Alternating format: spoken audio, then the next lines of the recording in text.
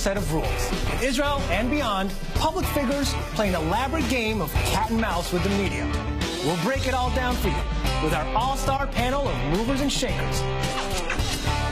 The Spin Room, Sunday at 10 a.m.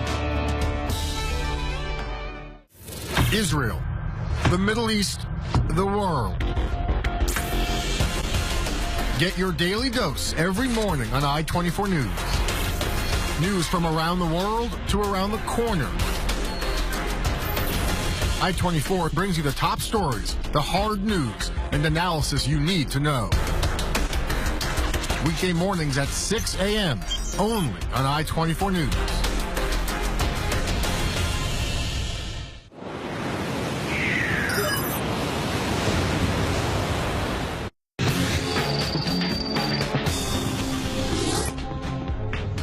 Welcome back to Debrief. Many of us know Iran only as a nation under strict theocracy. The supreme leader calling all the shots, a nation high up on the U.S. list of state sponsors of terror, a regime calling for the destruction of Israel, and lately the subject of a lot of threats from President Donald Trump.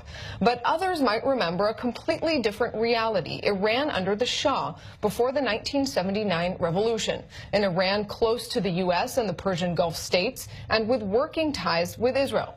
Reza Pahlavi is the eldest son of Iran's late Shah. He's been living in exile since the revolution and is joining us now from our studios in Washington. Mr. Pahlavi, thanks very much for being with us. Hello, Nurit. Good to be with you.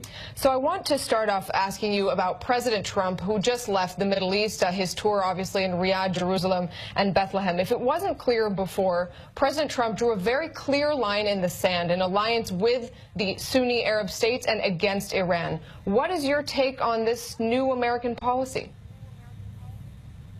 Well, I think that if you compare it to his predecessors, be it the Democrats or the Republicans, who pretty much were either flirting with the regime or trying to contain it, we see a departure from that position.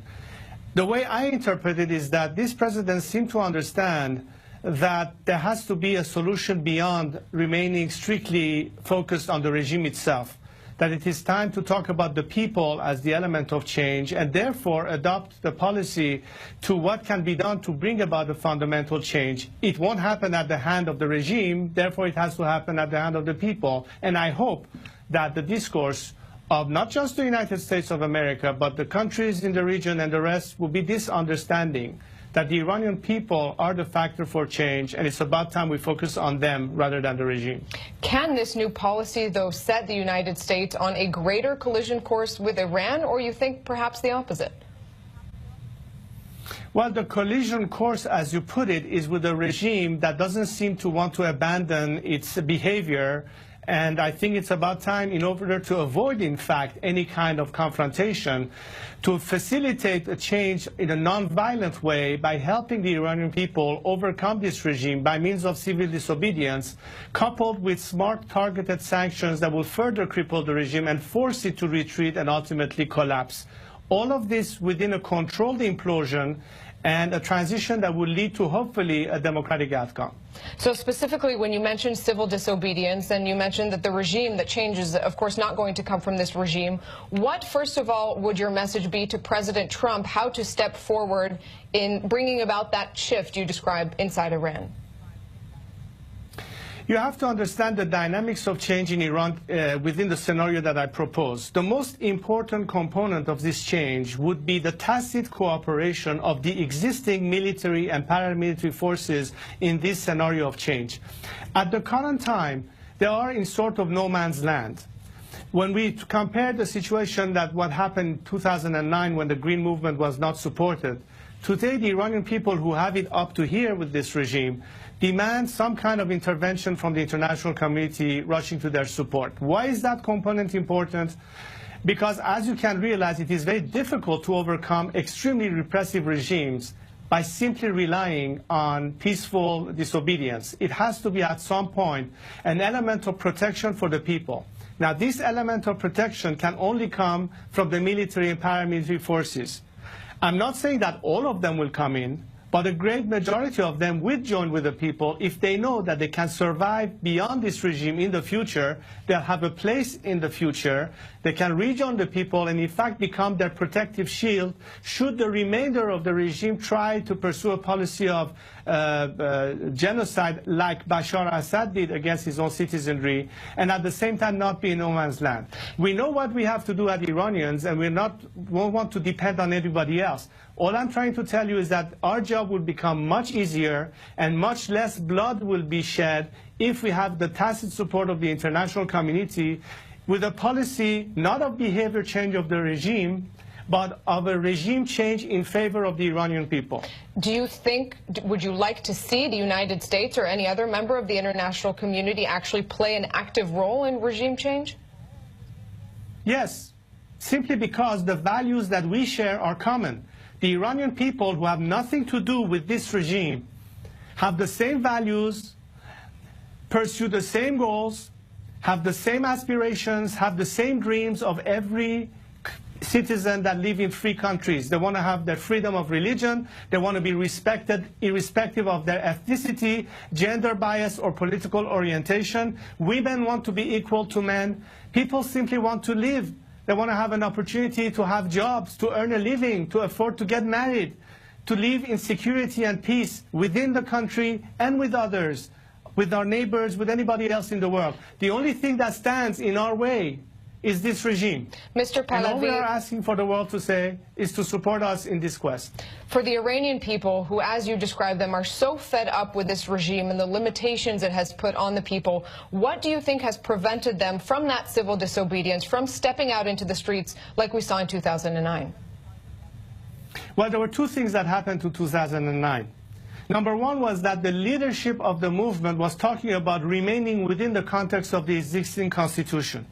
Point number two is that the people on the streets were demanding the change, and at the time when the administration could have been in support, the leadership of the Green Movement rejected the need for any outside support, which pretty much lets the people hang high and dry.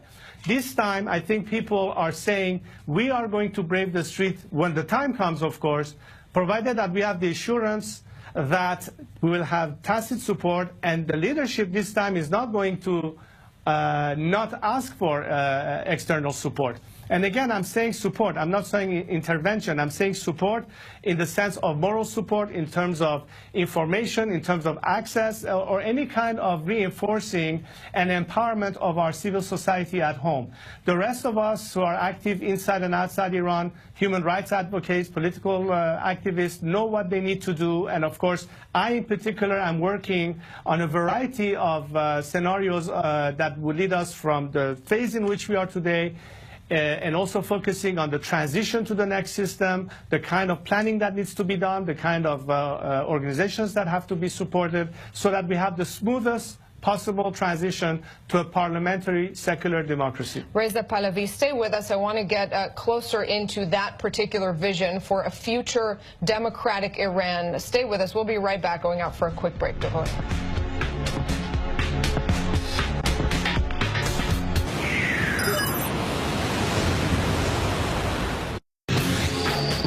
Here on Debrief with Reza Pahlavi. He's the eldest son of Iran's late Shah, living in exile since the 1979 revolution and politically active from his home today in Washington.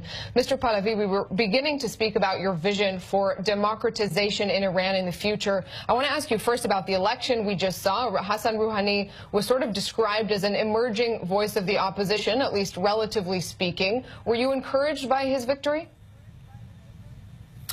Yeah, first of all, let me analyze a little bit for you the dynamics of what has happened for years now in Iran. This kabuki dance, which is basically a charade when it comes to the meaning of elections, is nothing but some attempt by the regime to try to prove its legitimacy, basing it on the participation of the people. Now, we have three categories of people. Those who do not vote simply because they don't want to legitimize the regime. Then we have those who are forced to vote and coerced to vote. They have to have an actual stamp in their identity card, otherwise they won't be able to continue their studies or work for a governmental office and so on and so forth. And third, there are those who try to somehow send a message, like almost a referendum of some kind, by saying that this vote is not necessarily pro-Rouhani, but it's a vote against the establishment, against Khamenei. Because at the end of the day, the actors are one and the same. And I'm sure of all people, Israelis will understand this in particular.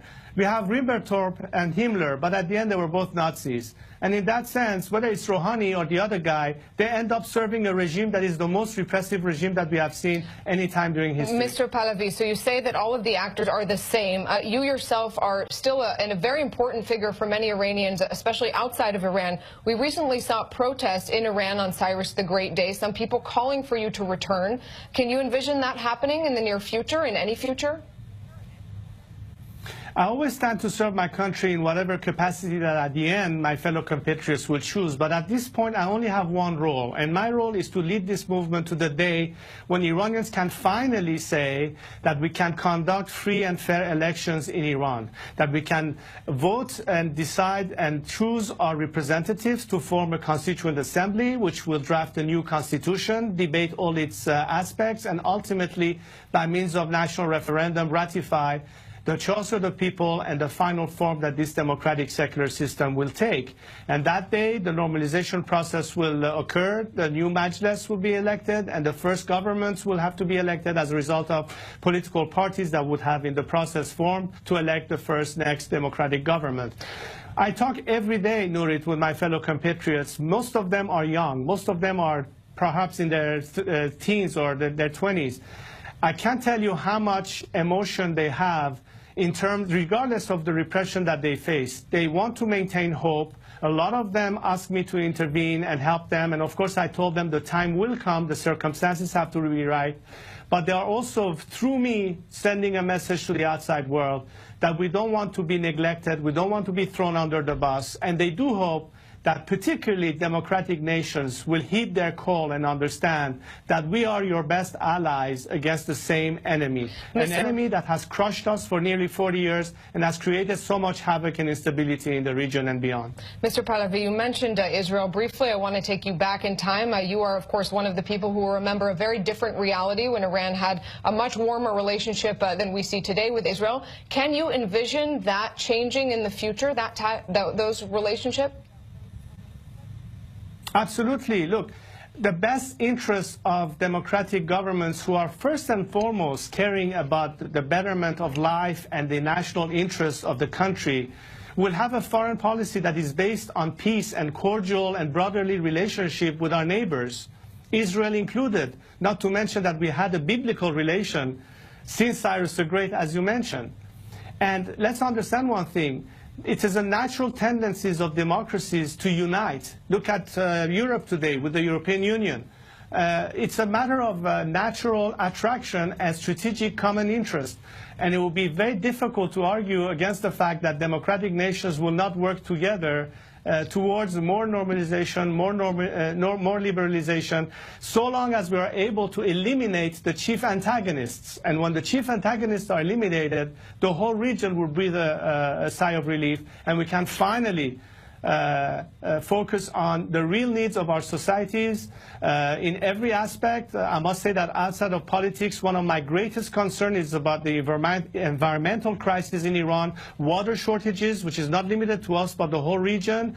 And there's no way that we can address this when there has been so much mismanagement under such a corrupt system. Look, if there's no water in Iran, what are we going to build the country on?